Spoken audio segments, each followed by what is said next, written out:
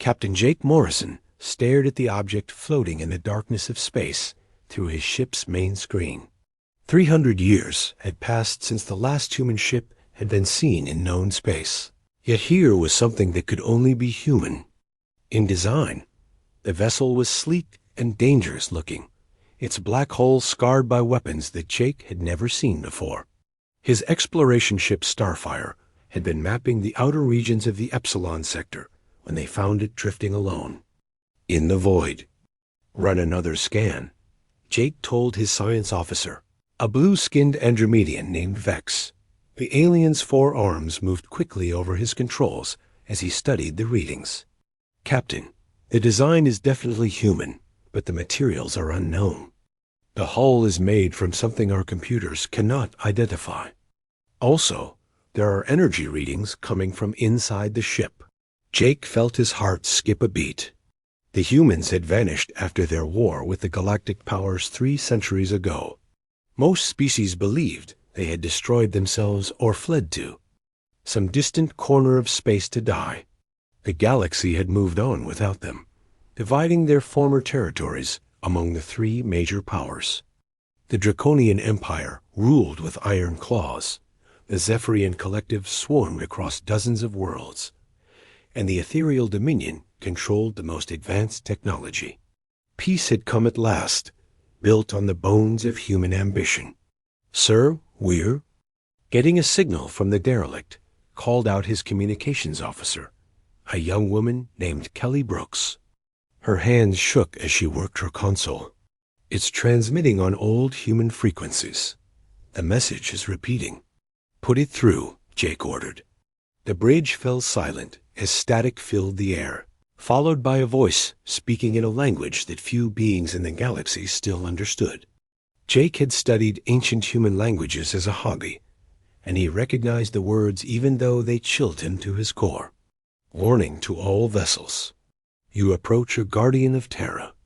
The children of Earth have not forgotten. The time of return draws near. Prepare for the homecoming. The message repeated 3 times before falling silent. Jake looked around his bridge at the mixed crew of aliens who served under him. Most were traders and explorers like himself, species that had found profit in the peace that followed humanity's disappearance. None of them understood what they had just heard, but Jake did. He remembered the old stories his grandfather had told him about the humans and their legendary stubborn nature. Captain Morrison to all stations, he announced over the ship's communication system. We are going to board that vessel and investigate. Prepare an away team with full environmental suits. We don't know what we'll find over there. As his crew prepared for the boarding mission, Jake contacted the nearest military outpost to report their discovery. Admiral Korath of the Draconian Fleet listened to his report with barely concealed annoyance. The reptilian commander had better things to do than chase ghost stories about dead humans. Captain Morrison, you are wasting my time with archaeological curiosities. Admiral Korath hissed through the communication link. Humans are extinct. That ship is probably just some old wreck that drifted into your sector. Catalog it and move on. But Jake knew better. He had seen the fear in his grandfather's eyes when the old man spoke of humans. They were not like other species. When pushed to the edge, they did not break. They adapted. They survived. They remembered. 3 hours later, Jake led his boarding party through the airlocks of the human vessel. The ship's interior was dark, but not dead. Emergency lighting cast red shadows on the walls as they moved through corridors that seemed designed for being slightly taller than most galactic species. The air was breathable, but carried a strange metallic taste that made Jake's skin crawl. Captain, I'm detecting an active artificial intelligence, Vex reported as they reached what appeared to be the ship's command center. Banks of computers lined the walls, their displays showing star charts and data streams in languages that predated the current galactic standard. Suddenly, the lights came on at full brightness.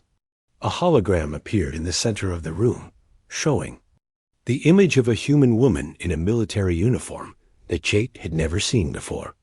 Her eyes were cold as winter stars as she looked at each member of the boarding party. "I am Commander Lisa Chun of the Terran Federation Deep Reconnaissance Division," the hologram announced in perfect galactic standard.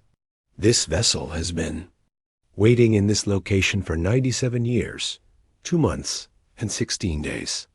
If you are receiving this message, it means the time has come for humanity to reclaim what was taken from us." The hologram's eyes seemed to focus directly on Jake. "You found us, Captain Morrison. That means you are the one chosen to carry our message back to the galaxy. Tell them that the children of Terra are coming home. Tell them that the stars will tremble before human will once more." The message ended, leaving Jake and his team standing in stunned silence. Around them, the ship's computers began downloading massive amounts of data to his own vessel systems. Star charts, weapon designs, and population estimates filled his ship's memory banks faster than his crew could process. When it was finished, Jake found himself holding a data crystal that contained coordinates leading beyond the galactic rim to regions that no explorer had ever mapped out. As they returned to the Starfire, Jake realized that everything was about to change. The peaceful galaxy that had existed for 3 centuries was built on the assumption that humanity was gone forever. But humans, he now understood, were never truly gone. They had simply been waiting for the right moment to return. The emergency session on Sanctuary Prime brought together representatives from every major species in known space.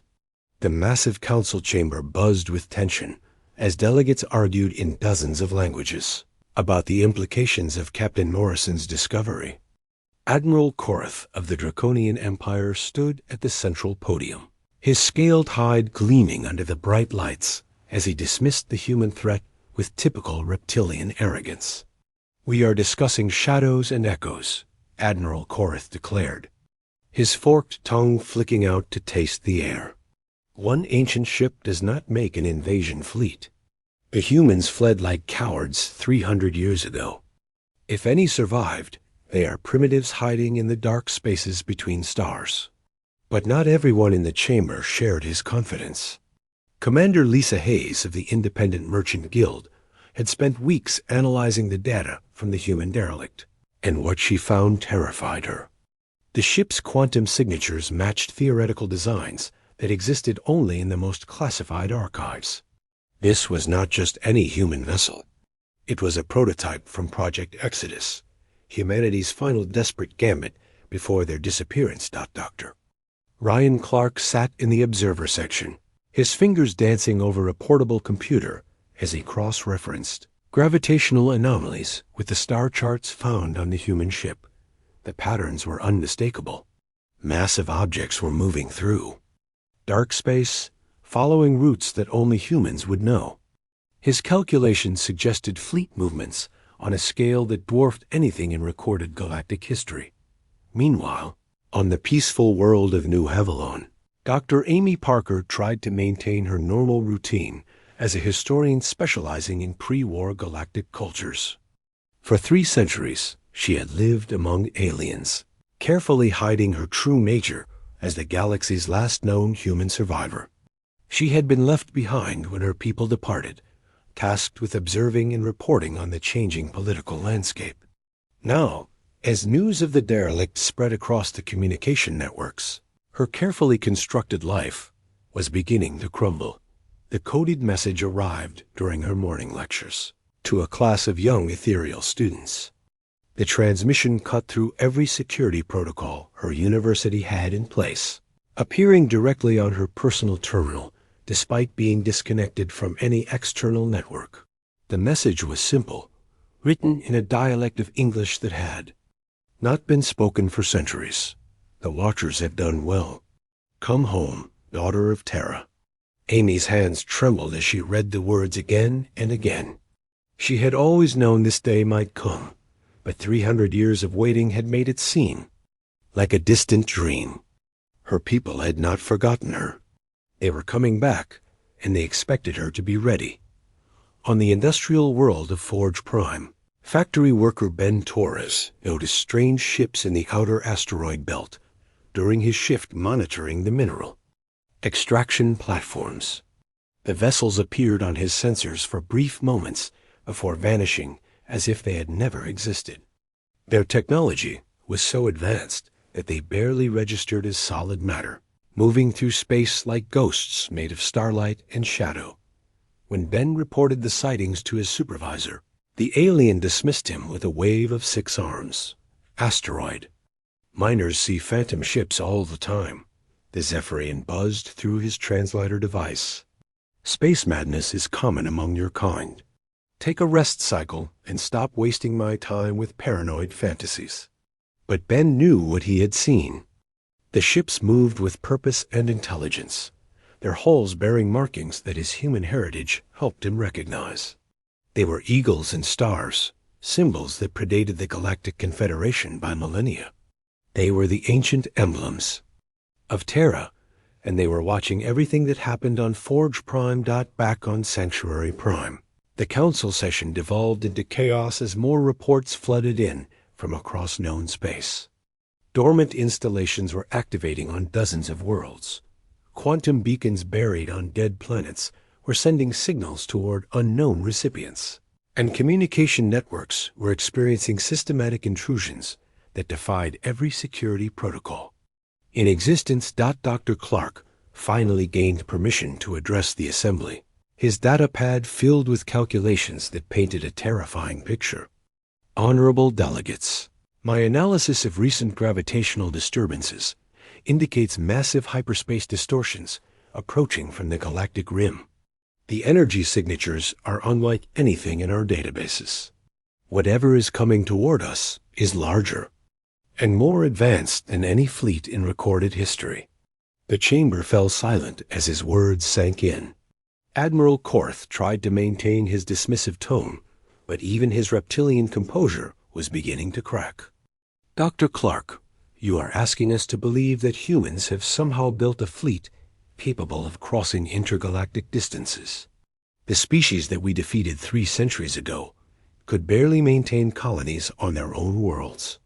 With respect, Admiral, Dr. Clark replied, his voice steady despite the magnitude of what he was reporting. The humans we defeated were not the humans who left. They spent 3 centuries preparing for this moment. My calculations suggest they are not returning as refugees. They are returning as conquerors. As if summoned by his words, every communication screen in the chamber suddenly activated. The face that appeared was unmistakably human, belonging to a woman in a military uniform that combined familiar Terran designs with technology that seemed impossibly advanced. Her eyes held the cold fire of someone who had seen the birth and death of stars. People of the galaxy, the woman spoke in perfect galactic standard, her voice carrying across light years of space with crystal clarity. I am Admiral Susan Cole, of the Terran Federation Expeditionary Force. For 300 years, you have enjoyed peace built on the bones of human ambition. That peace ends today.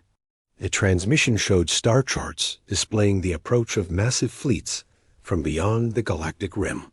Hundreds of ships, each larger than anything in the current galactic arsenal, moved in perfect formation toward known space. Their technology defied understanding, their hulls gleaming with materials that seemed to bend light itself. We have returned to reclaim what was always ours, Admiral Cole continued. You have 60 days to withdraw your forces to your core systems and acknowledge human authority over the territories you stole from us. Any resistance will be met with the full fury of forces you cannot comprehend. The transmission ended, leaving the council chamber in stunned silence. In that moment, every delegate understood that the galaxy they had known for 3 centuries was about to end. The humans had not fled in defeat. They had withdrawn to prepare for a return that would reshape the known universe. Amy Parker received another message as the council session dissolved into panic. This one contained coordinates and a single instruction: prepare the way for those who remember Terra's children. The age of human exile was ending, and the age of human dominance was about to begin. Across the galaxy, systems that had lain dormant for 3 centuries suddenly burst into life with mechanical precision that spoke of careful planning across generations. Ancient monitoring stations hidden in asteroid fields powered up there sensors and began transmitting data streams toward the galactic rim.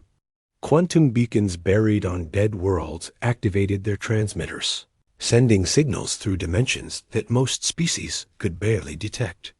Deep within the infrastructure of civilian networks, sleeper protocols embedded by human engineers centuries ago awakened and began their assigned tasks. Dr. Ryan Clark watched in amazement as his equipment on Gamma 7 detected the massive coordination taking place across known space. Every activation was timed to the second, creating a symphony of awakening technology that spanned thousands of light years. His analysis showed that the humans had never truly left. They had simply hidden their presence so well that 3 centuries of galactic civilization had been built on foundations they controlled. "This is impossible," his assistant, a young ethereal named Zex, whispered as data flooded their screens. The amount of planning required for this level of coordination would take hundreds of years. No species thinks in such long terms, but Clark understood what his assistant could not. Humans were different from other species in ways that made them uniquely dangerous. They thought in generations rather than individual lifetimes. They planned for futures they would never see and executed strategies that spanned centuries. What looked like defeat had actually been the opening move in a game that was only now reaching its conclusion. The first hyperspace distortions appeared on long range sensors exactly 60 days after Admiral Cole's ultimatum. The signatures were unlike anything in recorded history, suggesting ships of impossible size moving in formations that defied conventional tactics. Clark's calculations indicated that the approaching fleet contained more firepower than all current galactic forces combined, but even that failed to capture the true scope of what was coming. Amy Parker could no longer hide her identity as reports of human survivors surfaced across dozens of worlds. The careful cover she had maintained for 3 centuries crumbled as alien security forces demanded answers about her true nature and purpose. When they brought her before the Sanctuary Council, she finally revealed the truth that she had guarded for so long. "I was left behind as an observer when humanity departed," she told the assembled delegates, her voice steady despite the magnitude of her revelation. "For 300 years, I have watched and reported on the galaxy's development, preparing for the day when my people would return to reclaim their birthright." Her testimony painted a picture that shattered every assumption the galaxy had made about human nature and capability. The species that had supposedly fled in defeat had actually departed to prepare for an eventual return. They had not been beaten. They had been patient, using their exile to transform themselves into something far more dangerous than they had ever been before. "They have conquered the void between galaxies," Amy explained as holographic displays showed star charts extending beyond known space. While you celebrated their defeat, they built an empire that spans multiple galactic clusters. The fleets approaching us represent only a fraction of their true strength, sent to reclaim their ancestral territory rather than conquer new worlds. The Draconian Empire mobilized its war fleets with typical reptilian pride, refusing to acknowledge that any species could surpass their military might. Admiral Korth deployed battle groups to key strategic points, confident that superior numbers and established defensive positions would be enough to repel any human assault. The Zephyrian Collective activated ancient defense protocols, preparing to swarm their enemies with millions of ships designed for overwhelming numerical advantage. But their preparations proved futile when the first human vessels emerged from hyperspace in the neutral zone between major territories. The ships that appeared were works of art as much as weapons of war, their hulls crafted from materials that seemed to bend reality itself. They moved through space with fluid grace that suggested technology beyond current understanding, their weapons powered by forces that treated physics as a suggestion rather than law. Captain Jake Morrison found himself at the center of first contact when his exploration vessel was approached by a human ship that dwarfed his own craft. The vessel that hailed him bore the name New Terra, in script that combined ancient human languages with symbols he had never seen before. The captain, who appeared on his communication screen, was a man who seemed to carry the weight of centuries in his eyes. Captain Morrison, I am Peter Grant of the Terran Federation Deep Space Command, the human officer announced with authority that came from absolute confidence. You have the honor of being the first to welcome humanity home to the galaxy we never truly left. Grant's ship was a marvel of engineering that incorporated technologies which should not have existed. Its hull phased in and out of normal spacetime, making it impossible for conventional weapons to achieve target lock. Its sensors penetrated Jake's ship's defenses as if they were made of paper, reading everything from crew biometrics to cargo manifests in seconds. We are not here as conquerors, Captain Morrison, Grant continued, his tone carrying the weight of absolute certainty. We are here to reclaim what was always ours. The galaxy belongs to humanity by right of first exploration and colonization. The species that drove us away have been temporary caretakers at best. Ben Torres discovered his role in humanity's grand design when Federation agents revealed that his factory on Forge Prime had been secretly producing components for human infrastructure for decades. Like thousands of others across known space, he had been an unwitting agent of preparation, his work enabling the vast network of supply caches and hidden bases that now supported the returning fleets. You have done well, Ben Torres, the agent told him as massive human ships descended toward Forge Prime's surface. Your dedication to quality and precision has helped prepare the foundation for humanity's return. Now you will see the fruits of your labor as we begin the process of reclaiming our rightful place among the stars. The major powers attempted to form a united front against the human threat, but their alliance crumbled under the weight of old grievances and competing interests. The ethereal Dominion, recognizing the futility of resistance, opened diplomatic channels with the Federation in hopes of securing favorable terms. The Zephyrian Collective, driven by hive-mind logic, prepared for total war rather than accept subordination. The Draconian Empire, proud beyond reason, chose to test human resolve with a preemptive strike against a Federation outpost. The result was a demonstration of human capability that sent shockwaves through every corner of known space. The attacking Draconian fleet, comprising over 200 vessels, including their most advanced dreadnoughts, simply ceased to exist. The human weapons that destroyed them operated on principles that rewrote matter at the quantum level, reducing proud warships to their component atoms in milliseconds. No explosion marked their passing. No debris remained to mark their sacrifice.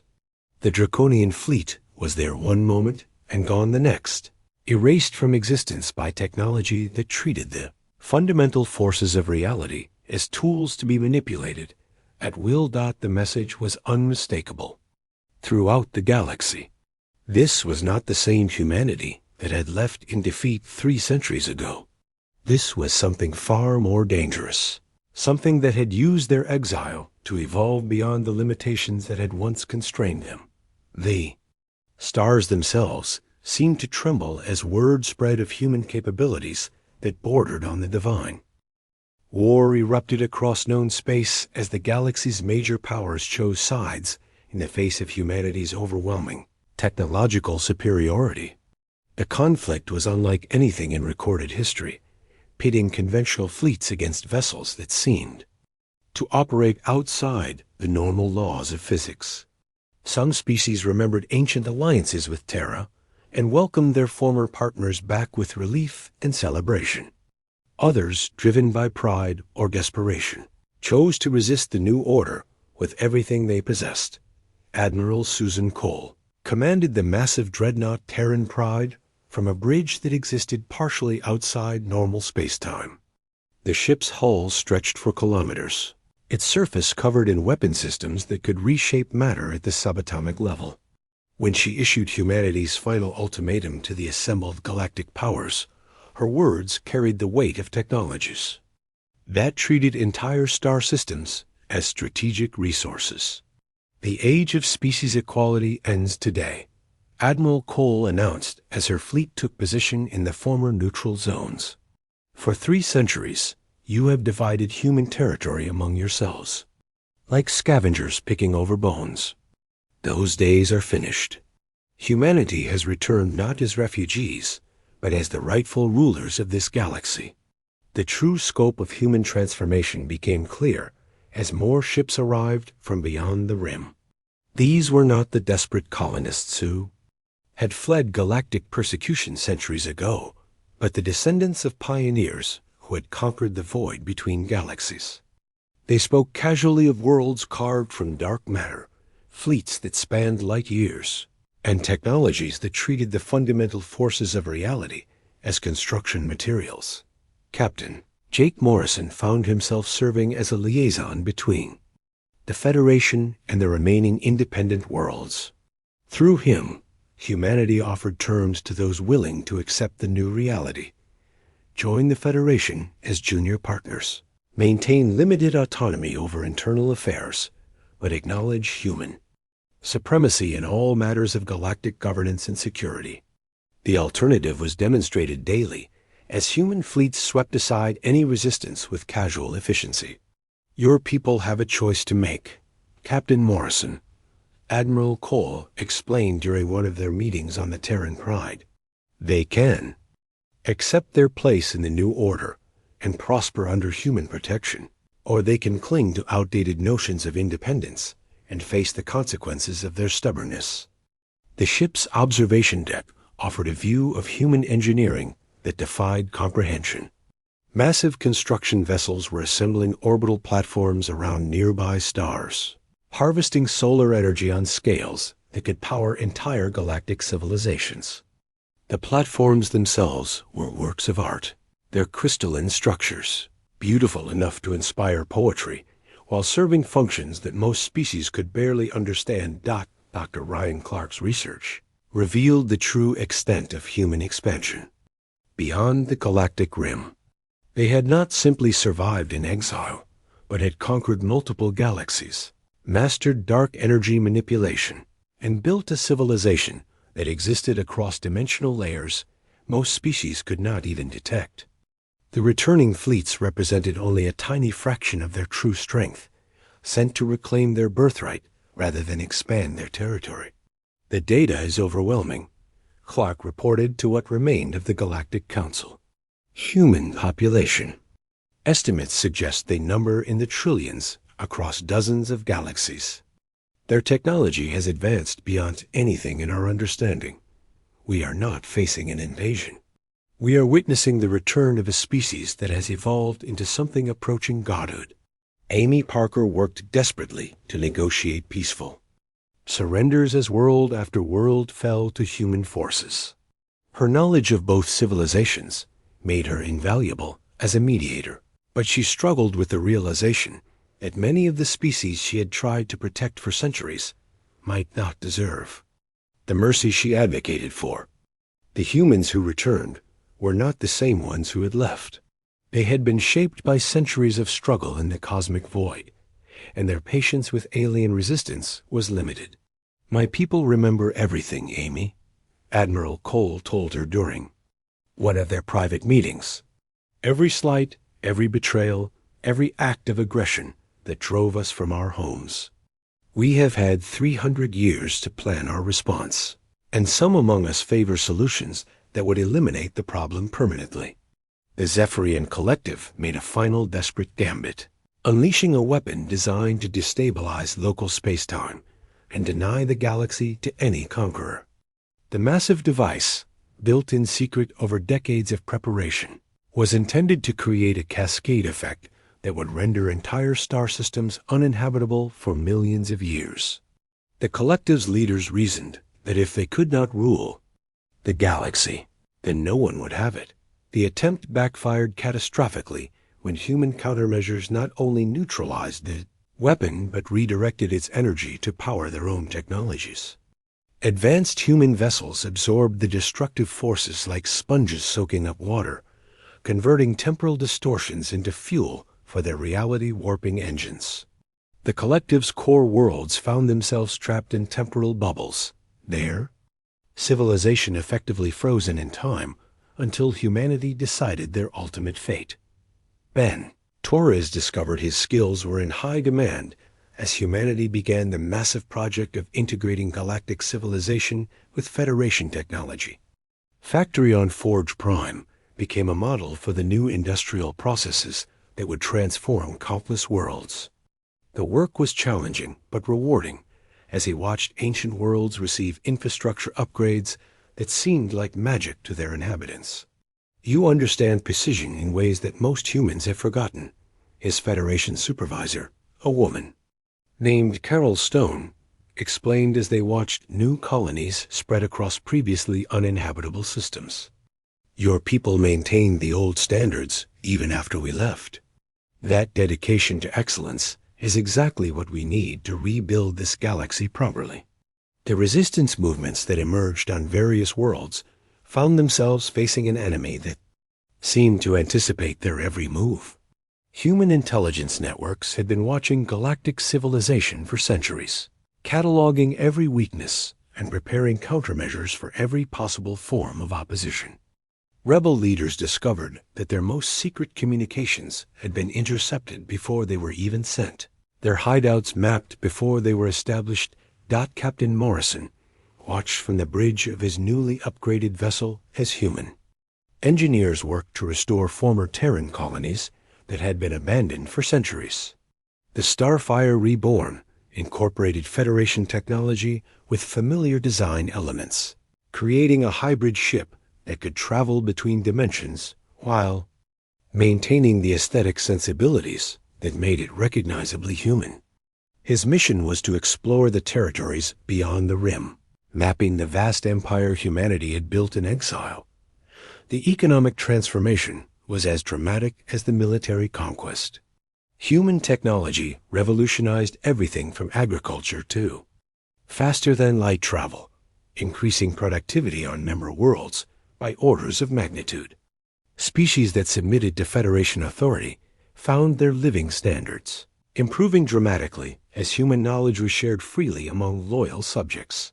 Dr. Clark led archaeological expeditions to recover human artifacts scattered across known space, pieces of a civilization that had never truly died but had merely relocated to prepare for this moment. Each discovery added to the growing understanding that humanity's exile had never been defeat, but strategic withdrawal. A species-wide gambit that had taken centuries to mature into victory. As the initial phase of conquest drew to a close, long range, sensors detected new signals from the galactic rim.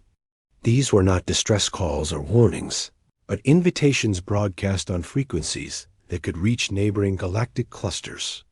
Humanity's expansion into the broader universe continued, and they were extending an offer to their newly subordinated galactic neighbors. Join the great migration to the stars, serve the species that had conquered the void itself, and find a place in an empire that spanned not just worlds or systems, but entire galactic neighborhoods. The war reached its climax as the last holdout systems prepared for final battles they knew they could not win. The Draconian Empire, reduced to a handful of core worlds, gathered their remaining fleets for one last assault on human positions.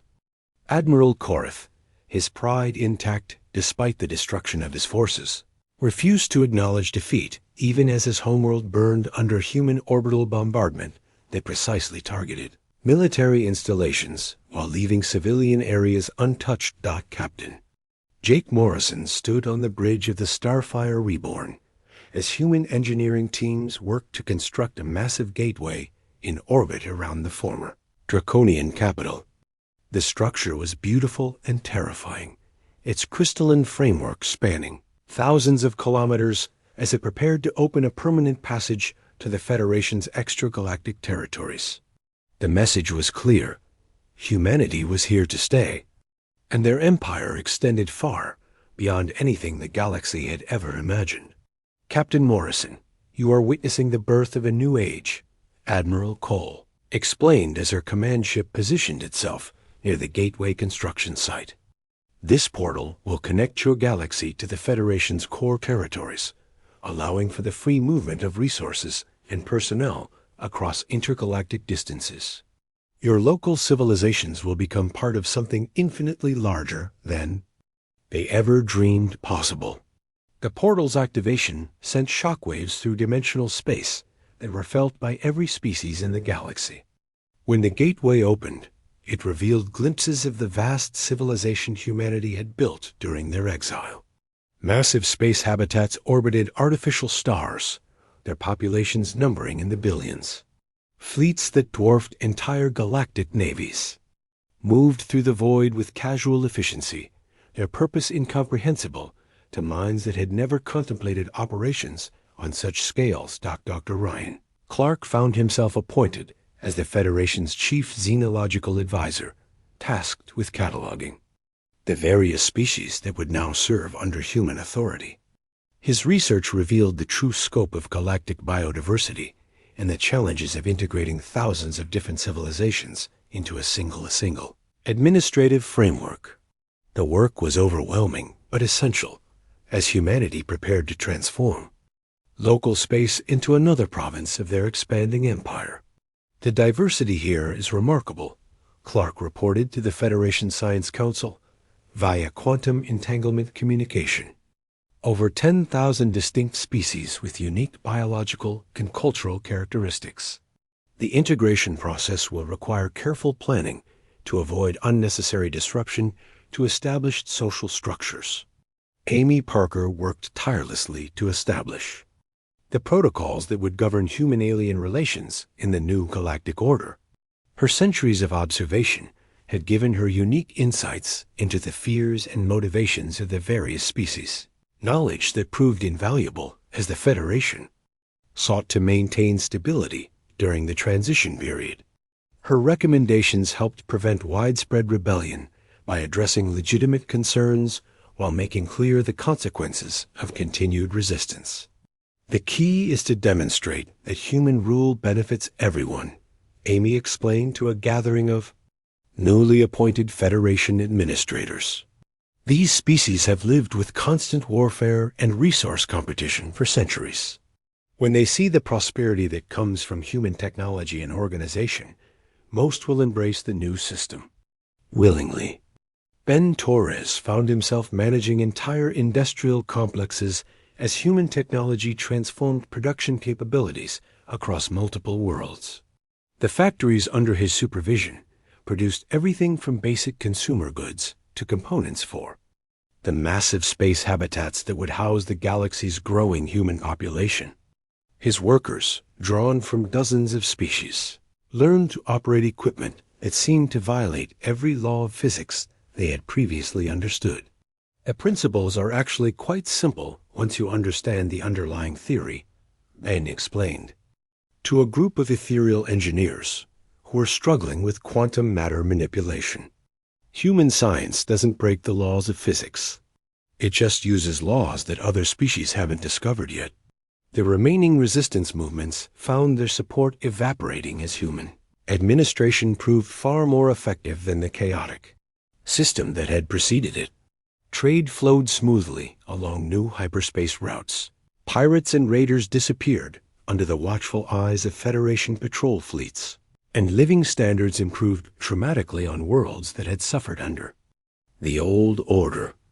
The promise of stability and prosperity proved more powerful than appeals to independence and pride.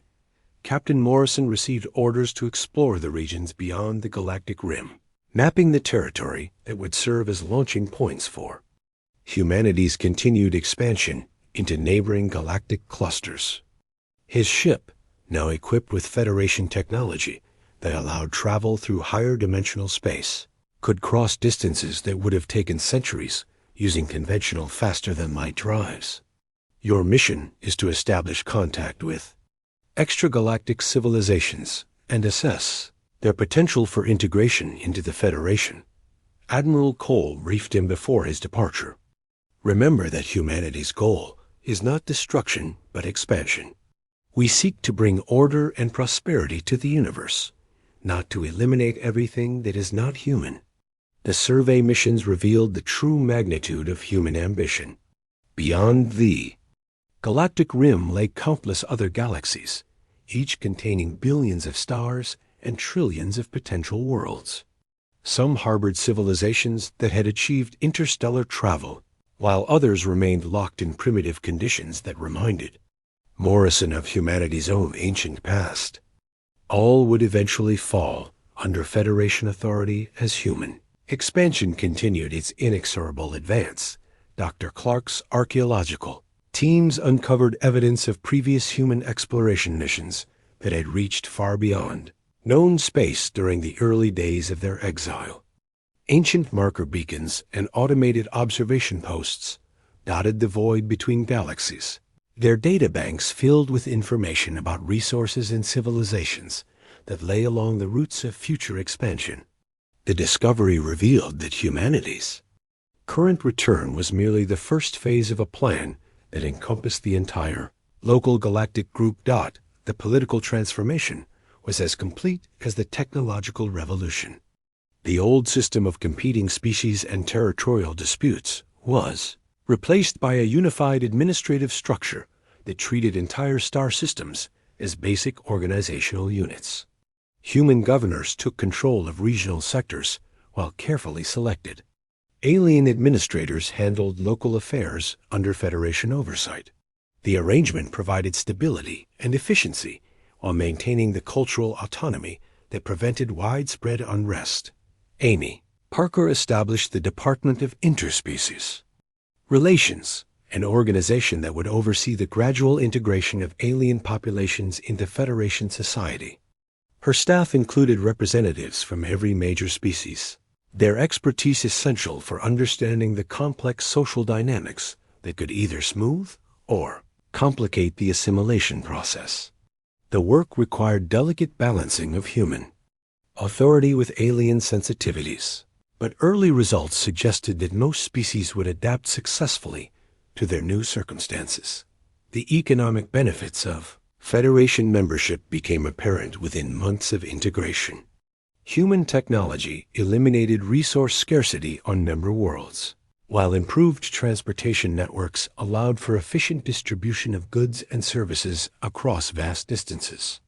Unemployment virtually disappeared as massive construction projects required workers from every available population center.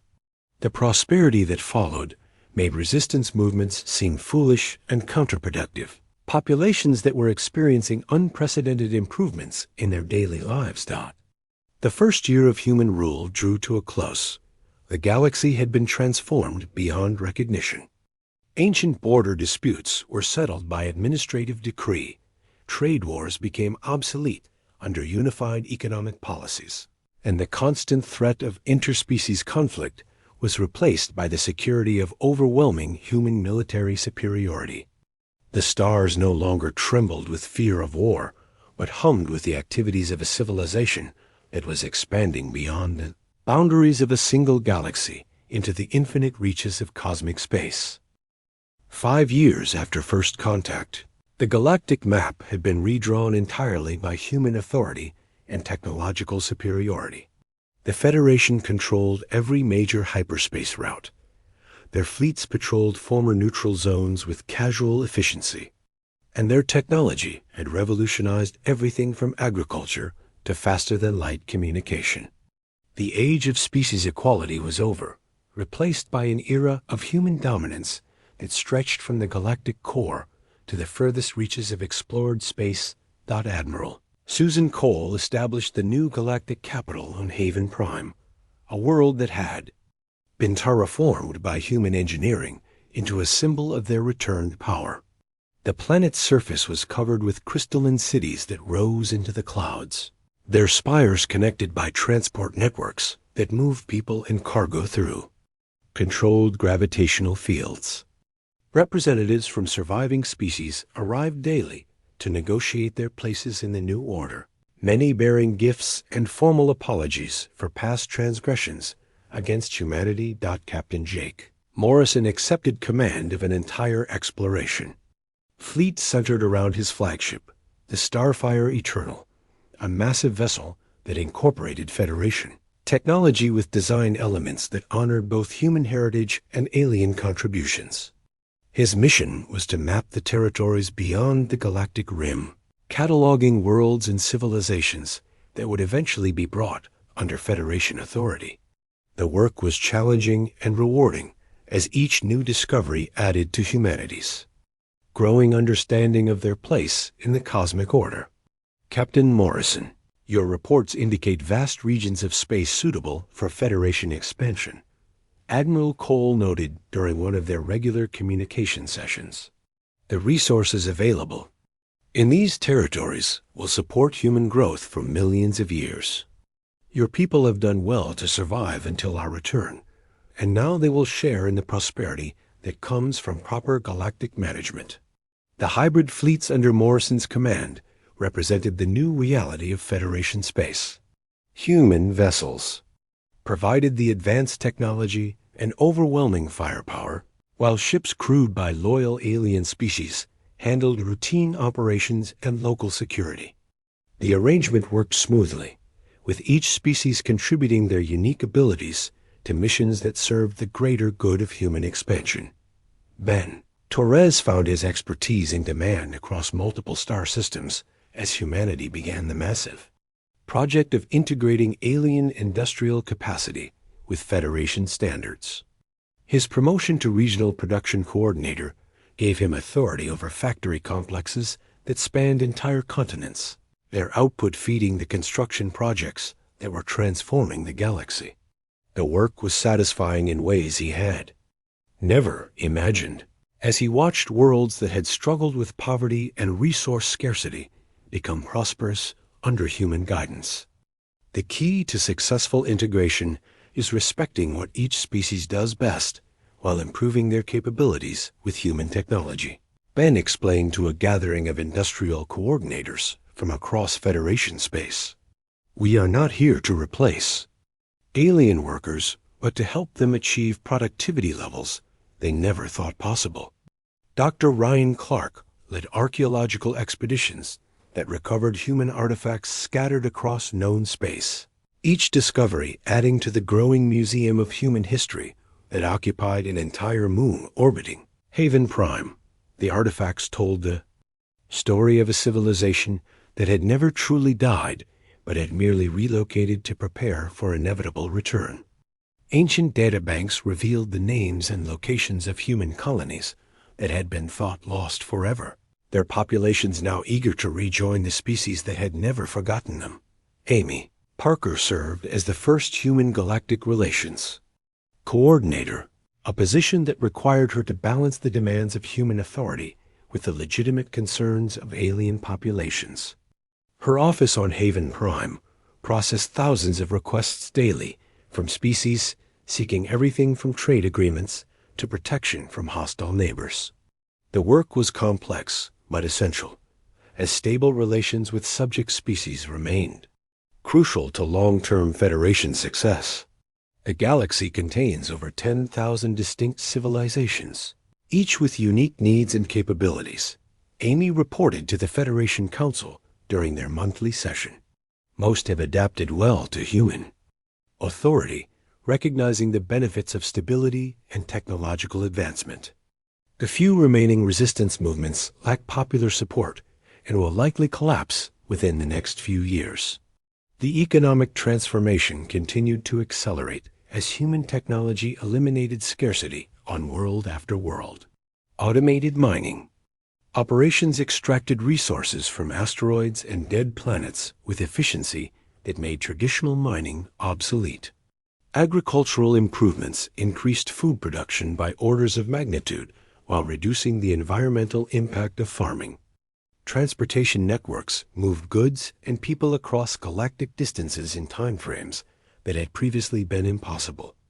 The cultural impact was equally dramatic as alien societies adapted to their new circumstances under human authority. Educational systems were updated to include human history and scientific principles, giving alien students access to knowledge that had been developed over centuries of exploration beyond the galactic rim. Art and entertainment evolved to incorporate human themes and values, creating hybrid forms of expression that reflected the reality of Federation life. Dr. Clark's research revealed the true scope of human preparation for their return. Hidden installations throughout the galaxy had been monitoring alien development for centuries, their data banks filled with detailed profiles of every major civilization and political leader. The intelligence-gathering operation had been so thorough that human administrators knew more about alien societies than the aliens knew about themselves. The surveillance network was remarkable in its scope and sophistication, Clark reported to the Federation Intelligence Council. Every major political decision, every technological breakthrough, every social movement was observed and analyzed. When humanity returned, they knew exactly how to approach each species for maximum effectiveness. Captain Morrison's exploration fleets discovered evidence of human presence in neighboring galaxies, ancient colonies that had been established during the early phases of exile. The populations of these worlds had grown into civilizations of their own. Their technology advanced beyond anything in the local galactic group. Contact with these distant human territories revealed that Federation expansion was part of a much larger plan that encompassed multiple galactic clusters. The military integration proceeded smoothly as alien species contributed their unique capabilities to Federation defense forces. Draconian officers provided expertise in ground combat operations. Ethereal scientists enhanced communication systems, and Zephyrian workers maintained the massive fleets that patrolled Federation space.